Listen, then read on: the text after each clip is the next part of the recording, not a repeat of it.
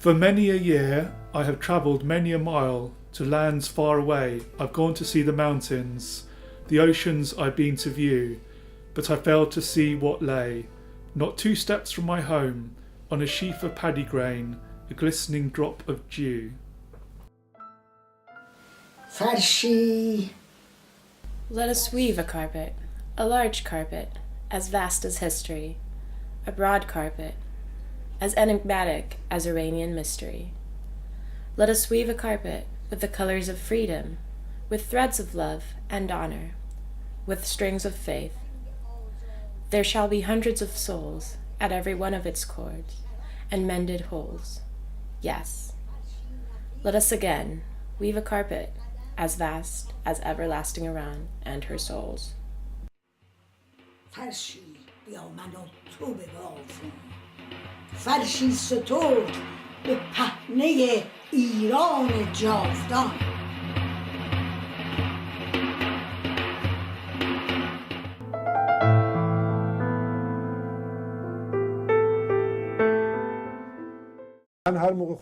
The Persian carpet is the manifestation of the artistic work and the studiousness of the Iranian people achieved over millennia, and this enables us to hold our heads high. که اینها دستاورد هزاران سال رنج و تلاش مردم سرزمین منه که من امروز میتونم سرم رو بالا بگیرم.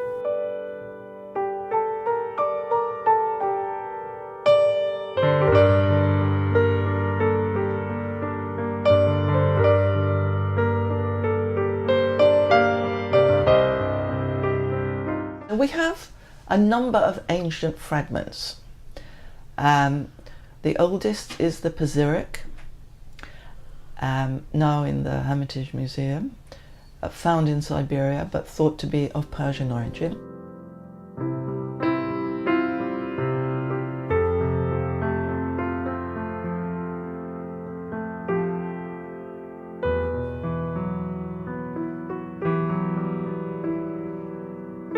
There is a written account by Al-Tabari in the 9th century, the historian Al-Tabari, about the carpet of Khosrow, the Emperor Khosrow. And that carpet was seized in the 7th century as the Arabs came into Persia, and cut up and distributed amongst the troops. I'm going to read you what Al-Tabari says about it, because this is always given as the instance of an early example of a floral carpet. So maybe we don't have them because none survived. And people say, look at what Al-Tabari says. The border was a magnificent flower bed of blue, red, white, yellow and green stones. In the background, the colour of the earth was imitated with gold. Clear stones like crystal gave the illusion of water. The plants were in silk, and the fruits were formed from coloured stones.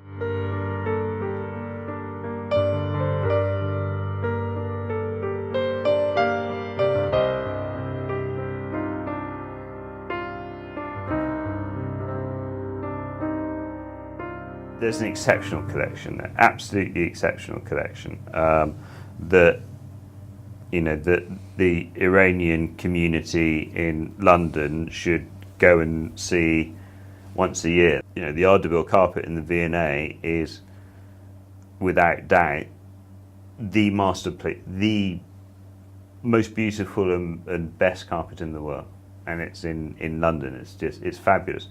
When the V&A bought the Ardabil carpet, they bought it from a company in London called Vincent Robinson's. And Vincent Robinson specialised in textiles, in objects from Asia as well, but they bought it from an importers called Ziegler's. And Ziegler's is a trading company. Now Ziegler's bought the carpet almost certainly from a man called Hildebrand Stevens. And Hildebrand Stevens, he's a carpet trader. Stevens himself presumably bought fragments from the Ardabil shrine in northwestern Iran. And the Ardabil shrine is the historic dynastic tomb of the Safavid dynasty. It's also a place of pilgrimage, so it's holy as well as royal, and it's a wonderful complex which was based on the tomb of Sheikh Safi, who was a 14th century sheikh whose descendants become the Safavid dynasty later. When the article carpet came to the V&A, it was discussed as a unique object and a perfect object and a flawless object. As we know now, the carpet in fact contains fragments from the twin carpet, which is now in Los Angeles County Museum of Art. But what happened in that time was that the carpets, and there were 2 carpets, were repaired, and they were restored to suit the art market of the day. And that means that when they were fragments, the art market preferred whole carpets because they're much more valuable, more complete, and considered more beautiful. But this carpet, which is an extremely special example, was one of 2, both of which were damaged. The borders were removed from one carpet to complete the other carpet and other sections. So the result was that the 2 twin carpets, which used to be perfect twins, which lay once in the floor of the Ardebol shrine in the Janatsara building, they were restored to 2, let's say, rectangular carpets, but one was minus all its borders, and the other one appeared totally complete, but of course it contained some pieces from the other carpet to make it perfect. It made commercial sense, but it now seems like something nobody would consider doing to a historic object. But if you go beyond that sort of the physical repairs and you look at the design, you see an absolutely exceptional execution of Safavid court design. The Ardebol carpet was actually last conserved in the 1970s, and they took it was a major treatment, and it was because at that time they were going to have a new Islamic gallery, and they were trying to put loads and loads of things in, so they knew the carpet was going to have to go vertically along a wall. Yes, well, Morris was very heavily involved with the South Kensington Museum. He was also invited to join the panel of referees, so he was on an art committee who advised people. He joined that in 1884 and he was on the panel until his death in 1896. And one of the treasures was the Ardebol carpet, and when it came up for sale, Morris felt it was one of the most famous and beautiful carpets in the whole world, and that the museum really had to have it. And it's quite an interesting story. There is a quotation by Morris of what he actually said about the Ardebol carpet. Because he felt it would educate the public in art, and the carpet, he said, as far as I could see, is in perfectly good condition, and its size and splendour as a piece of workmanship do full justice to the beauty and intellectual qualities of the design. Lastly, the fact that it is dated is of real importance. I mean, not merely from a commercial point of view, as it gives us an insight into the history of the art and a standard whereby one may test the excellence of the palmy days of Persian design.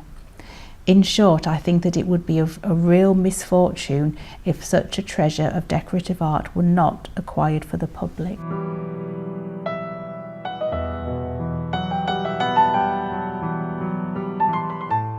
To us pattern designers, Persia has become a holy land, for there in the process of time our art was perfected.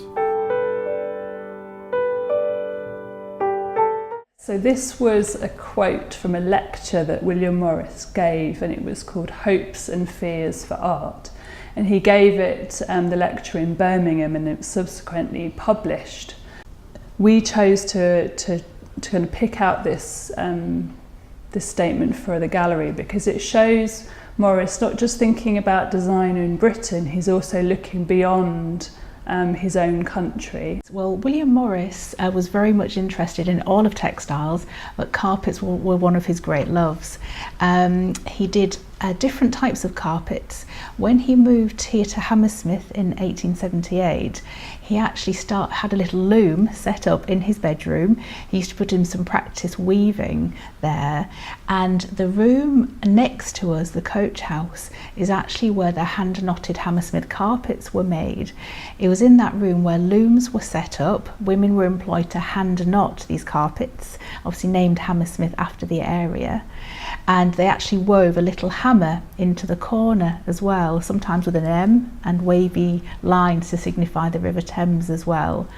They also made machine carpets in Morris's factories at Merton Abbey, and also outsourced them to other manufacturers. But the Hammersmith carpets are very famous, hand knotted, handmade, and that's what we have in our collection. We have 2 beautiful Hammersmith carpets here. And Morris did actually feel if you had beautiful things surrounding you, it would influence your quality of life. And he did actually say in one of his letters to one of his friends that he had a little museum of his own. He collected items not just to be beautiful, but as a useful tool to be influenced by. So he had a beautiful selection of Persian carpets and rugs himself, and he was directly influenced by those and used them as an educational tool. And we do know that he actually lent these items out, some of them to the South Kensington Museum, now the Victoria and Albert Museum, and to some of his friends who were studying textile design as well. So they were a very useful resource for him to be surrounded by these items.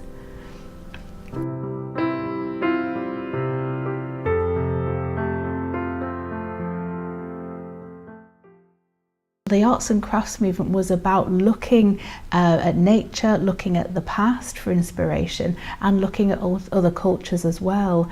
So he had several Persian carpets.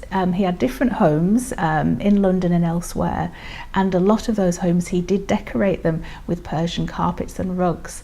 The most famous one of all was kept here in Hammersmith at Kelmscott House. This beautiful red vase carpet goes up the wall, and there's like a canopy across halfway across the ceiling as well. And that was a 17th century example of a Persian carpet, which one of the reasons Morris put it on the wall was because he felt that by walking on it, it would wear it out and spoil it, and it was too beautiful for that to happen to it. So it's almost like an ornament and a decoration to be enjoyed and looked at and placed on the wall there on display. It meant a great deal to William Morris, and a lot of visitors to his house commented on this. One visitor actually said it looked like a canopy above a throne. It was so impressive, and it was a huge carpet. And when Morris died, Jane, his widow, sold it to the V&A Museum, and they actually bought it for £200. And you can now see it on display in the Jamil Islamic Gallery. It does have a label saying it was owned by William Morris, and it's quite close to the Ardeville carpet, which was one of the treasures of the museum. I think Morris would definitely appreciate people still have their homes decorated with these beautiful carpets.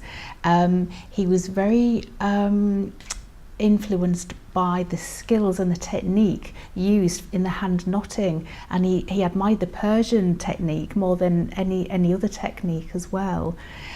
He really thought if you had beautiful things in your home, it would impact on your quality of life, and it would improve your life.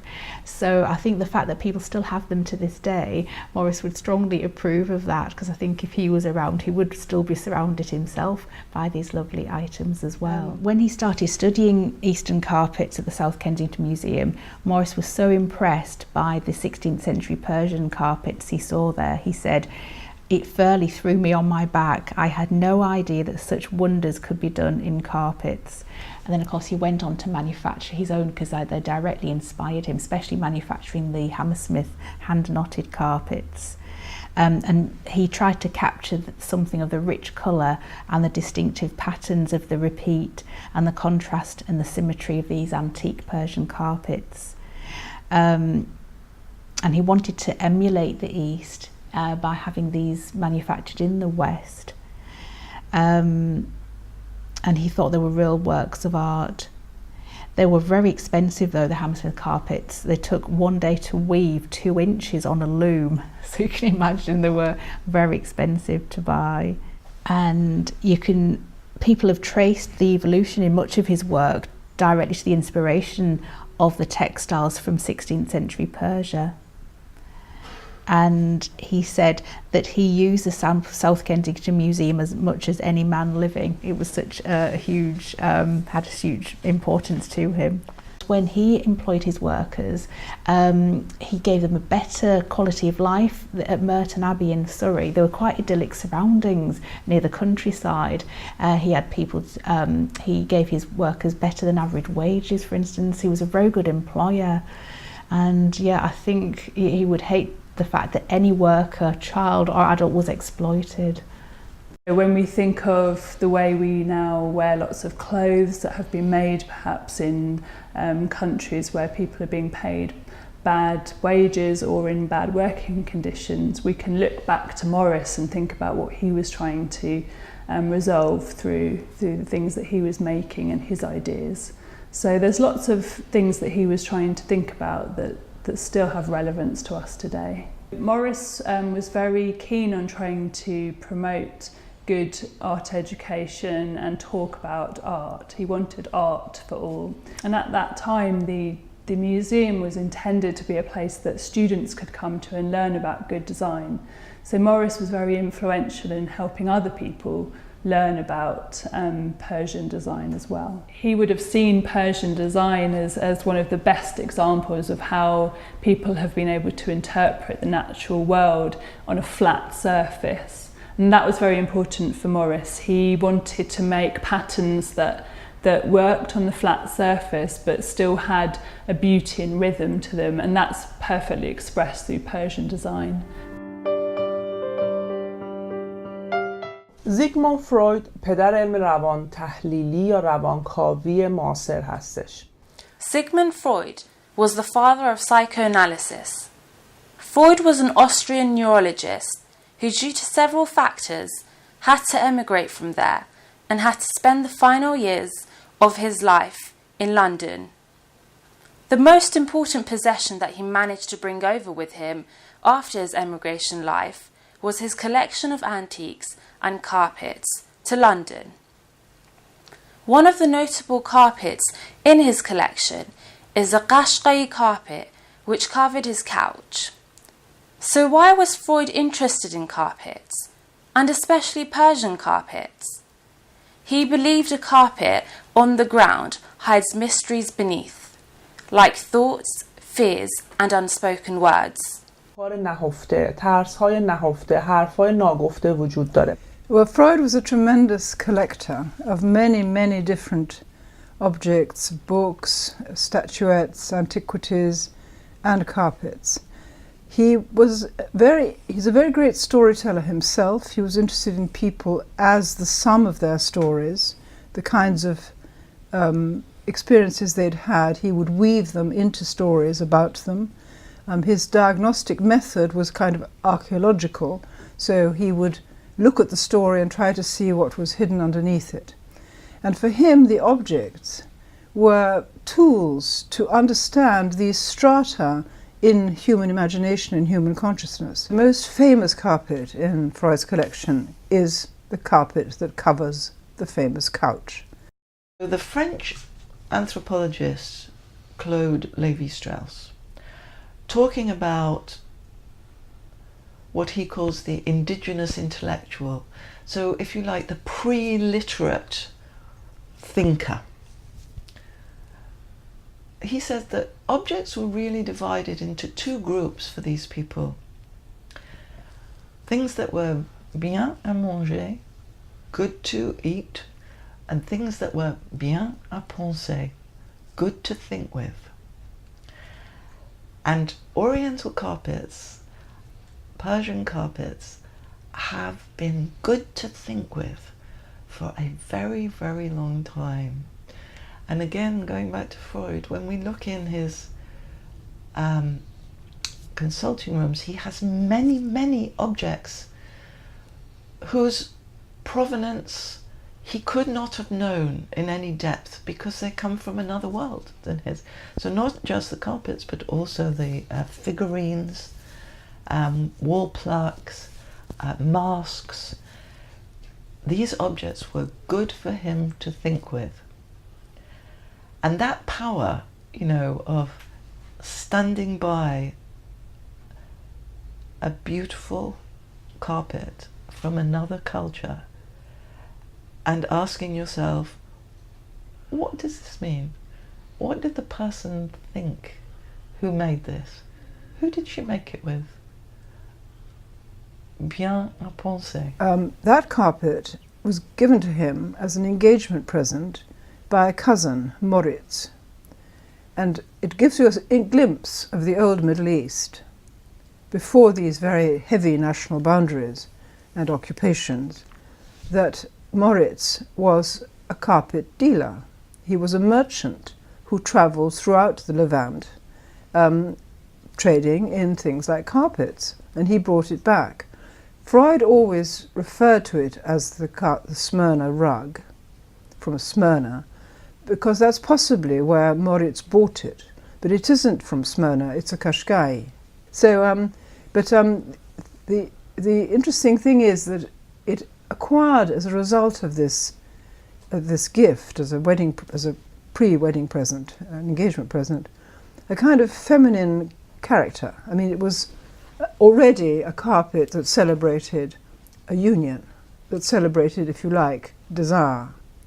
And of course it becomes, when it's put on the couch, the place where the analysand, Freud's patients, would lie while they thought about their own desires and drives. That's an analytic process. To reveal your innermost, to some extent, secrets, or to reveal things that then Freud would interpret as your secrets. So the carpet has a kind of already this connotation that it's a place of reverie and daydreaming with a sort of slightly erotic overtone. And I think that this was rather important to Freud, possibly not consciously, which is interesting because Freud has an unconscious, as we do, we all do. But he wrote in the Psychopathology of Everyday Life that nothing was ever just totally haphazard. So the fact that he put the carpet on the couch possibly has unconscious reasoning behind it. In English we have a phrase, sweeping things under the carpet, which means hiding things and pretending they haven't happened. And of course Freud was completely against hiding things, sweeping things under the carpet. He felt this was very bad for people. This is repression and causes neurosis or even paranoia. So in his case, he actually lifts the carpet up and puts it on a sofa, which of course is not very common. I mean, it was done a little. Oscar Wilde had a sofa in which he put a Persian carpet on. But it wasn't such a common thing to form of decoration. Mostly carpets were either on the floor or on tables.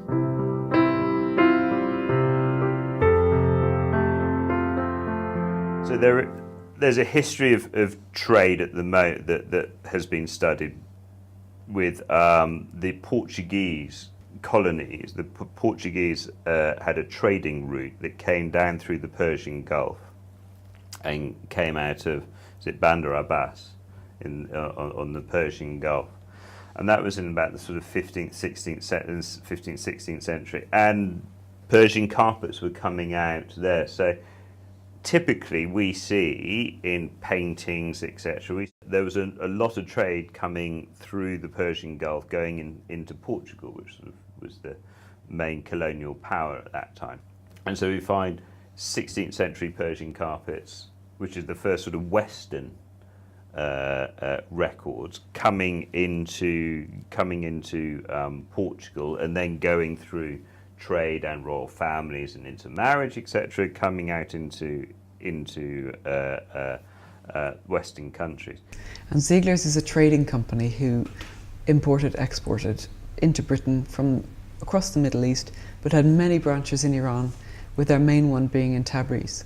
They also ordered and commissioned new carpets out of Sultanabad, that is modern Iraq, and they had a lot of business interests in Iran. It was an Anglo-Swiss company that had its headquarters in Manchester in England, but wove its carpets in Iran.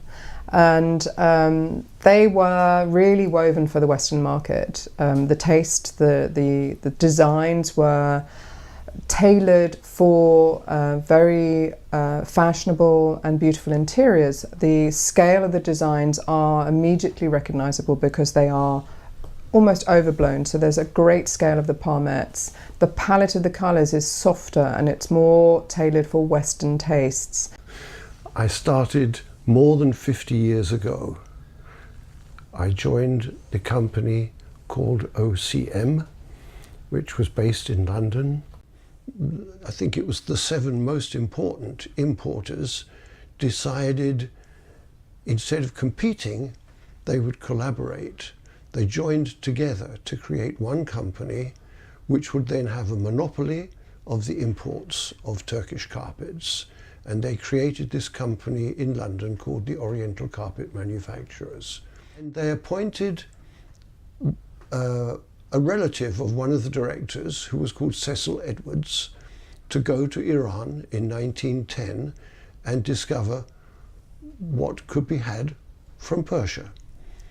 And he then spent 13 years in Persia, creating manufacturing in Hamadan, for example, but above all, visiting every village, every town, every tribe, discovering what was available and buying it. And they began to import big, big quantities. He wrote a great book about it in 1923. And unfortunately, there was a fire in his house in Hamadan and the book was destroyed. And he had to rewrite it. And he didn't rewrite it until 1950. And then it was published as the book called The Persian Carpet.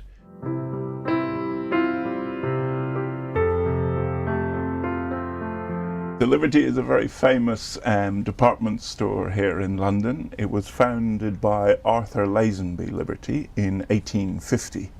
And the very first thing that he brought to the United Kingdom was Oriental carpets. And the idea of the store was to bring goods from the east to the west. And at this time, if you have to remember that this is the beginning of Victorian times, so things like Persian carpets, things like Japanese kimonos, Chinese porcelain were very unusual things. So the whole shop's history started with that. And then as time develops, those cultures and those travels led to kind of British arts and crafts of furniture and fashion and things.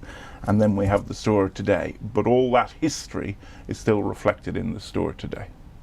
Persian carpets are still recognized to be the best. When I think of a handmade carpet, when I was a little boy thinking of Aladdin and his magic carpet, it was a Persian carpet that I pictured. It wasn't an Indian contemporary design. It was a Persian carpet. In my world, you're buying a piece of art. It's a piece of art for the floor. So the same way as you would buy a painting for your wall, you've got to engage with it. You've got to fall in love with it. And the rug is exactly the same. And actually, if you use it that way, what will happen is that it'll pull the whole room together. My father has been in the business for over 50 years. He started his trade in Tehran, mainly dealing in fine Persian carpets. And we moved to Europe over 30 years ago. We were based in Belgium. Then we moved to London in 1986, where we set up our business in London. We try to buy the most unique pieces of its own style and merit, of different various type of weaving, such as tribal weaving, village weaving, and of course fine Persian weaving from workshop pieces such as Tabriz, Isfahan, Varamin, Kerman, and various other regions well known for fine quality pieces. We store Oriental carpets. That includes Persian carpets and cleaning service. We clean Oriental carpets. We hand clean them. Old-fashioned way. We don't use any machine. And that's our services. Anything hand woven we restore. عرضم به حضورتون تقریبا تاریخچه کار ما از سال 1997. I'm Saeed Chalabi. My profession is the buying and selling of Iranian carpets, mostly involved with Persian rugs, importing them from Iran to sell over here. It has been approximately 20 years that I've been involved with this business in the UK. We were first established in 1997 in the UK, and for approximately 15 years I've been based in Ealing in West London. We have been present at the Ideal Home Expo, an exhibition that has been running from 1908 for the last 10 years, more in an advertising capacity. We have a stall there where we display our carpets, and we try to introduce our Ealing business to the people, and throughout the year we try to serve them in our galleries. یه غرفه‌ای میگیریم، یه مقداری از فرشامون رو اونجا دیسپلی میکنیم و سعی میکنیم که بیزینس همین ایلینگمون رو به مردم معرفی کنیم که بعد در طی سال بتونیم ازشون به قول معروف در گالری پذیرایی کنیم.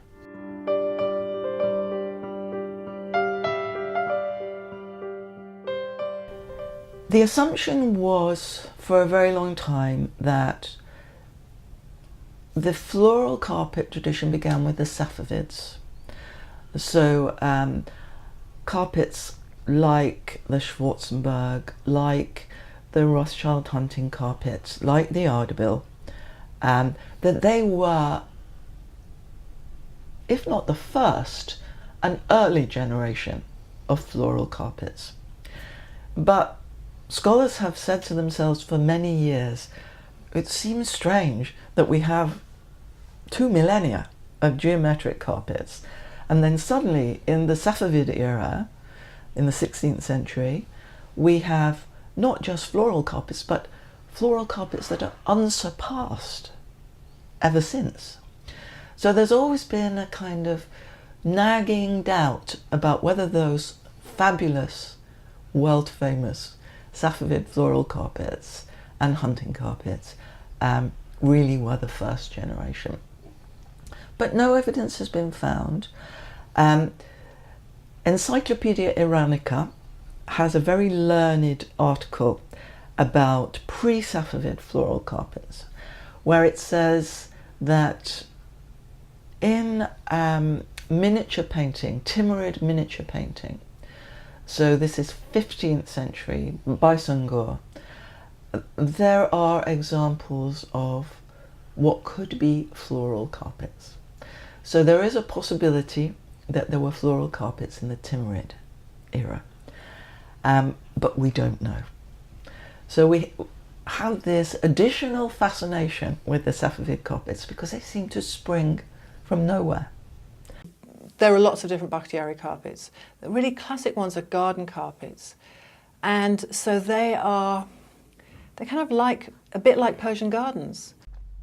When you look at Persian carpets, they are the number of techniques that you find within the category we call Persian carpets is much greater than any other culture or country producing carpets.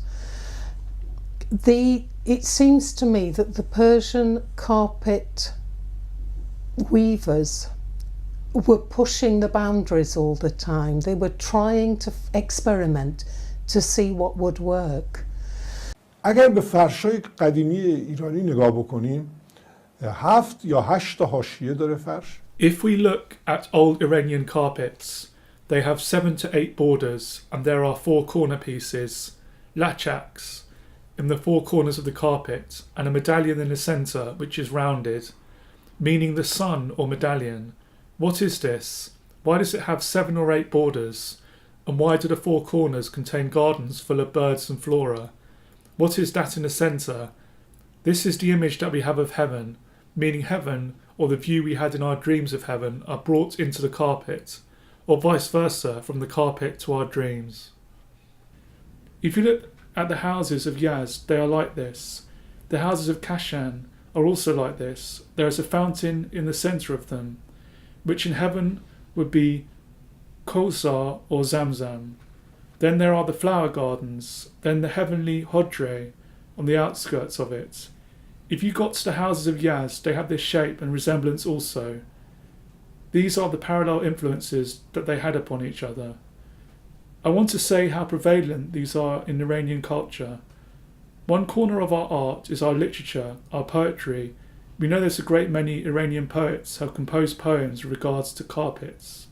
In addition to this, I would like to look at it from a different perspective. Iranian carpets are in our way guardians of an aspect of Iranian culture. به گونه‌ای در پاسدار بخشی از فرهنگ ایرانی بوده. We have such a wide range of carpet designs in Iranian carpet history. It's a very sophisticated level of production, so much diversity.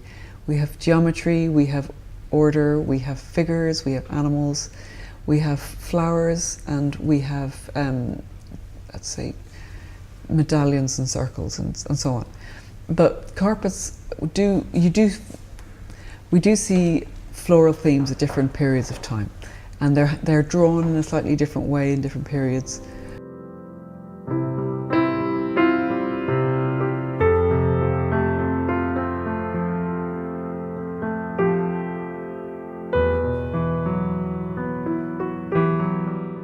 عشایر از پشمی که از گوسفنداشون میچینن و میریسن و بعد با چیزایی The nomads would shear the wool from their sheep. They would then dye it with natural dyes, and the way that they weave it is they would sit out in nature and weave in nature. They had no specific plan in mind, it was all improvised. For example, there could perhaps be a birth taking place, and they would portray the child that was born. In the history of modern art, we have a period 160 to 170 years ago called Impressionism. At that time, the painters would take the canvases from enclosed rooms into nature. They would go to the sea in the morning. In the morning, the sea was in one colour, in the afternoon, another, in the evening, another. As a result, they would try to paint very rapidly and created a style in which reality was important and speed was important, for reality was prone to change. In Fauvism, colour takes precedence to the point that the subject, form and lighting is lost. I saw that Gabay was very much a painting, a primitive painting, a regional piece, one that is Iranian nomadic, that very much resembles two modern styles in the history of painting. We made a film that also shows a style of painting produced by ordinary people with no pretensions, but their work is at the same level as two recognised modern painting styles that have changed the world of painting. When you view the Gaba, no two are alike, meaning they are just like paintings, in that there is truly one of them, an original, and the artist has a role in its creation. It is what they wanted, not something which the market imposes upon them to make. It is true that it will later find a market, but this is a market that pursues the taste of the artist, not one that imposes its tastes onto the artist. It's not an industrial work, it is a personal craft. And because of this, when you bring a gabe into your home, you bring a part of nature into your home. حضور داره. خاطر این شما وقتی یه فرش گبه رو می‌ذارین تو خونتون، انگار که بخشی از طبیعت رو آوردید تو خونتون.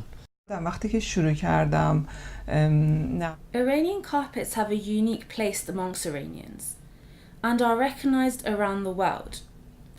I began to paint in my own way, more realistic, to bring something new to it and to have my own style and to portray a better idea of Iranian culture and tradition. It was in this capacity that I looked to Iranian carpets, the colours and the designs that were used and the ways in which I could represent them in my own work. It was thus that I began to conduct research and saw the highlights and shadows that are found in the carpet, the detailing and the iconography, which also really appealed to me. My paintings are 100% inspired by these carpets, and though it may not be obvious in my work, you can be sure there is an essence of carpets found within them. From childhood, the carpets that I saw have left a great impression upon me. The one that was most interesting to me was the carpet that was hanging on my parents' wall. فرشیه قالیچه‌ای بوده که توی خونه پدر مادرم همیشه روی دیوار آویزون بود.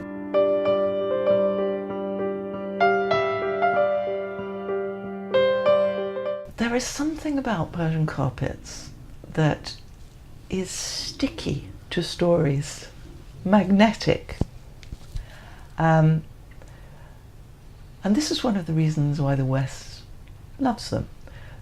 It loves this mythology. I'm entranced by the story that John Thompson told me about my own carpet, you know, that it was made by the bride and the mother-in-law before the wedding, you know, that they sat together and they made a bond by working together on their weaving. This is a story that I love. I love the story that Freud's carpet on his sofa in his consulting room was given to him as a wedding present by his brother-in-law. We don't know if these stories are really true or whether the natural rightness of them in the imagination causes them to feel true. And feeling true is sometimes as important as being true. I always insisted when I was buying that I had to see the carpets in daylight. And in the bazaar in Tehran, that is difficult because there isn't any daylight. And I said, of course there is daylight, on the roof. And everything which I bought in Tehran, they first had to take up onto the roof for me to look at in daylight. And one of the great things about buying carpets like that is you realize how friendly the Persian people are, how willing they are to accommodate some crazy Englishman with his idea that he has to see it on the roof to make it possible. It is not just writings, not just stone carvings that connects us to our past. If I were to travel back in time, to know the real society and people of Iran, not just one that appears on statistics, but to know the reality of these people, the carpet would be a good reflection of this. It gives me something different. It expresses what occurs in the mind. And in fact, it is possible to read the Iranian and the Iranian thinking from these carpets.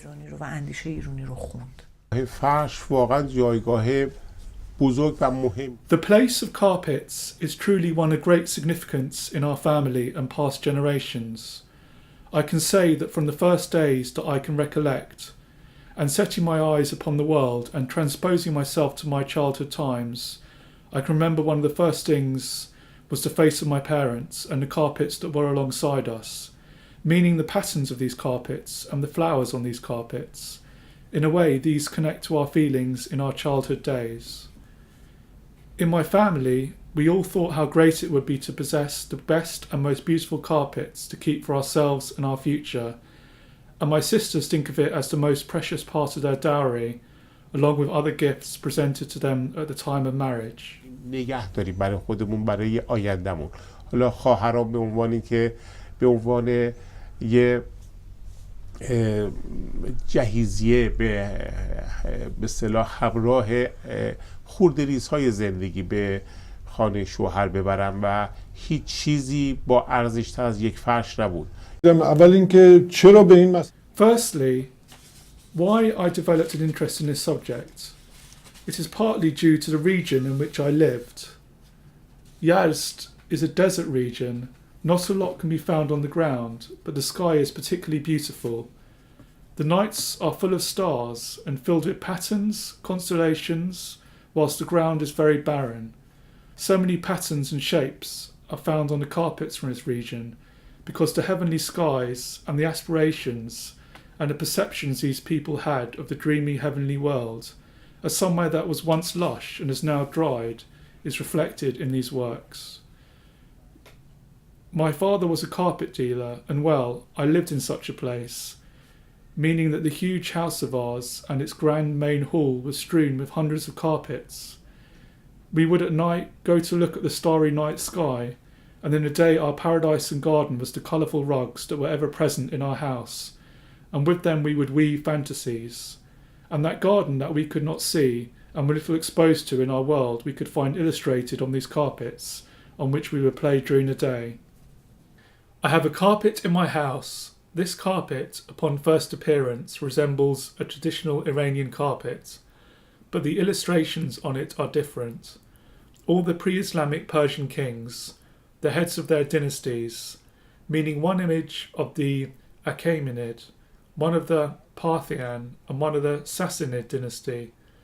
We have this carpet laid out on our floor at my house, and when an English friend of mine came to visit us, he said, "I can't take my eyes off this carpet. How could you lay this on the floor? You should hang this on the wall of your house." And whenever he comes into our house and approaches this carpet, there's no chance that he would walk over it. و این هر زمانی که میاد به خونه ما وقتی میخواد از این طرف فرش بره به اونور امکان نداره پاش رو روی این فرش بگذاره.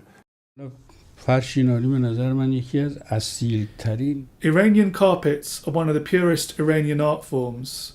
Kamal al-Mulk, Iranian painter, one day went to a village where he would paint. An old villager was there weaving a carpet, and when the carpet was finished, the old villager gave it to him. And Kamal al-Mulk said, "I may be a painter, but the true artist is you." When Kamal al-Mulk placed the carpet beneath him, he truly revels in it, much more than he would enjoy the painting that he'd painted. And it is thus that I am truly fond of Iranian carpets. خیلی بیشتر از اون نقاشی که خودش چیز کرد. اینه که من واقعا به فرش خیلی علاقه‌مند هستم.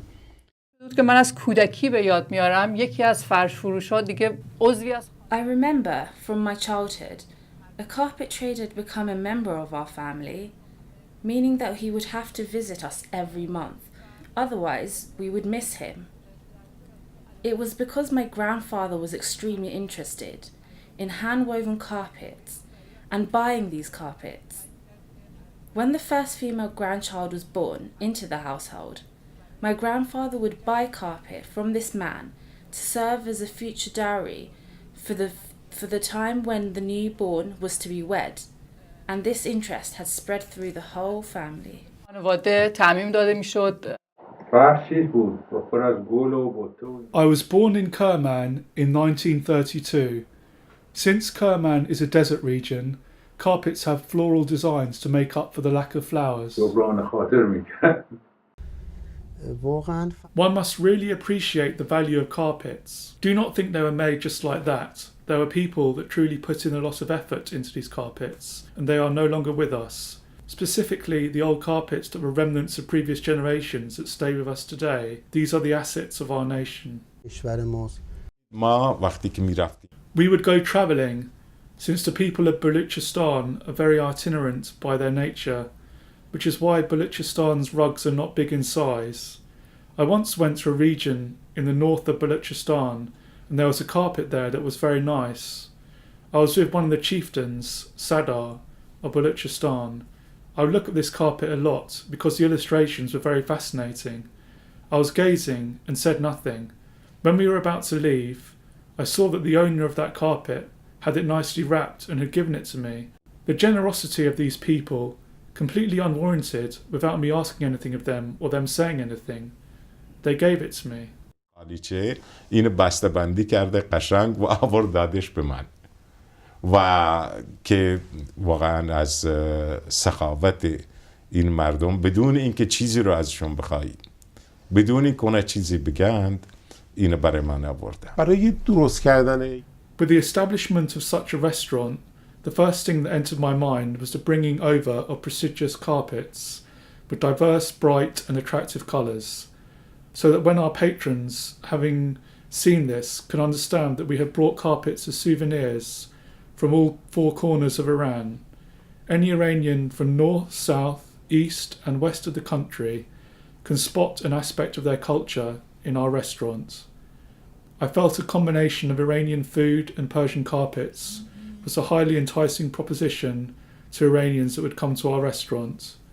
And even people from the UK who want to dine in a traditional Iranian restaurant, when they view our furnishings alongside the various decorative items, the most important being carpets, would derive a sense of enjoyment from it.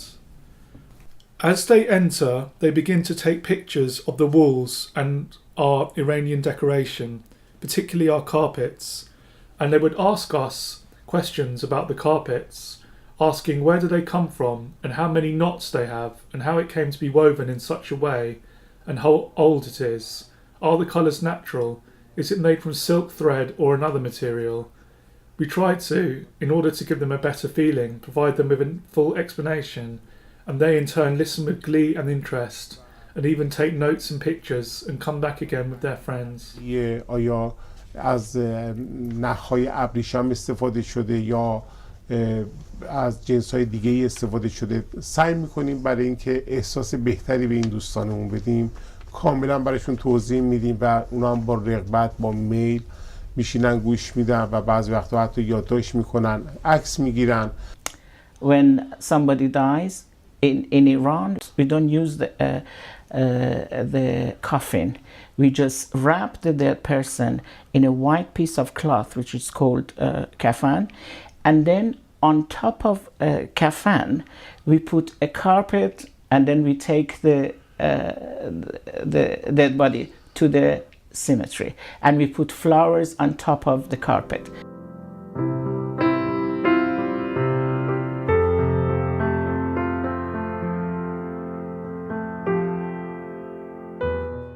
ما مراسمی در نزدیکی همین کاشان داریم در جایی به نام مشهد اردهال. We have a ceremony in the vicinity of Kashan known as carpet washing ritual of Ardahal, Galashian, in a place known as Mashhad Ardahal or Ardahale Kashan, which is also where the resting place, mausoleum, of Iranian poet Sohrab Separi is. On the second week of the month of Mehr, September, October, on the Friday, the people march, carrying with them the carpet, which they consider holy and say relates to the son of Imam Muhammad Baghar. One group presents this carpet to another group, and they take it to a stream where they wash it, and then they bring it back until next year's ceremony. Nearly 3,000 to 4,000 people can take part in this ceremony. It is a very old ceremony. The place they recognise as his resting place is in fact the worshipping grounds of Tish Tria, or Anahita, deity of rain, and this structure was built upon it years later, and this carpet relates to the rituals of Mithra, Mer. The praise of this carpet and the washing of it is because of the role it has played in their lives. They respect this carpet as a symbol of divine recognition. نماد تولید و صنعت و هنرشون مقدس میشمردن. تاریخچه فرش ایران برمیگرده به هزاران سال پیش. The history of Iranian carpets goes back thousands of years, and Iranian carpets have always been a part of our culture. They have served a major role in the lives of all Iranians. Us Iranians have been raised on these carpets. We have held our celebrations upon Iranian carpets, such as the ancient festivity of Nowruz, the celebration of Sizde Bedar in gardens and wedding ceremonies. Many of us were raised alongside a carpet loom. For instance, my own mother, when talking of her recollections, would tell us of the time she spent playing alongside her grandmother's loom, and of the blissful times she had alongside it. So there was always a connection, an intermingling of carpets with our lives. Whenever we see carpets, it rekindles fond memories for us. As such, when I first left Iran, I visited the Victoria Albert Museum. When I saw the Ardabil carpet there, it instilled a sense of pride within me. One fond recollection I have is the washing of the carpets for Nowruz, the spring cleaning, for when we would go to my grandfather's house in the east of Tehran, near Tehran Pars. They had a big house where they would lay the carpets outside and the people would help to wash them. They had a very big front yard, and all around they would place these carpets and would wash them and all of the children would play around these carpets. ما هم به عنوان بچه خب همیشه اونجا دور این فرشا بازی میکردیم، کمک میکردیم که این فرشا رو بشورن.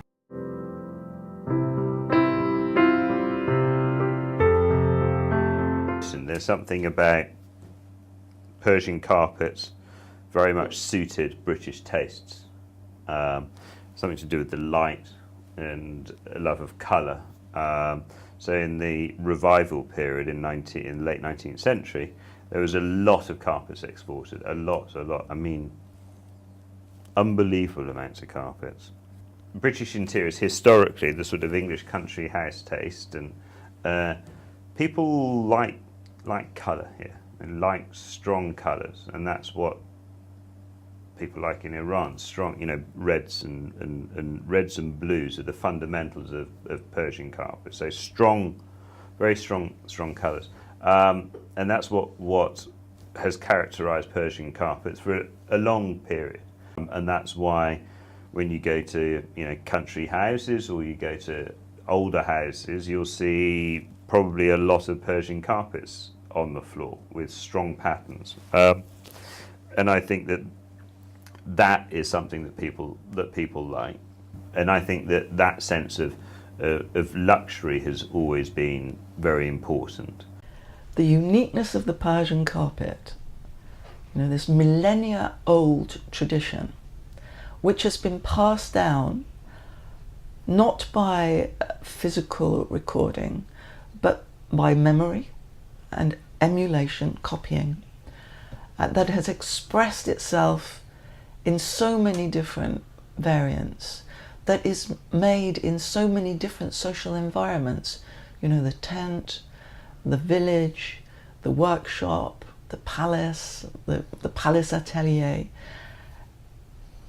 And out of these many streams come this consistent, extremely elevated, extremely refined and extremely beautiful art form. So I think it's unique because of its fascinating anthropological history, its antiquity, the fact that it expresses itself in so many diverse forms, it's the fact that it persists, and as you know, I find this particularly interesting, the fact that it is largely a woman's craft. So women speak to us through these carpets from the earliest times. So that I think is their uniqueness. Now, so people in the West are drawn by their great beauty and by their exoticism because they're different to the kinds of high art and the kinds of craft that developed in the West. The extreme focus on purity, balance of decoration, of abstract decoration, was an enormous appeal to the West. The first people who possessed these carpets were extremely wealthy rulers, for example, of the Italian state, heads of religious orders, merchants themselves, people who actually went and brought them, the imperial families of Europe, the Spanish, the Austrian, the British, and painters. So painters were great collectors, particularly in Italy. From those beginnings, a story of mystery and exoticism developed, of these carpets coming from a world of luxury and possibly slightly strange and different erotic environments. We think of motor cars, that means Germans. We think of whiskey, that means the Scots.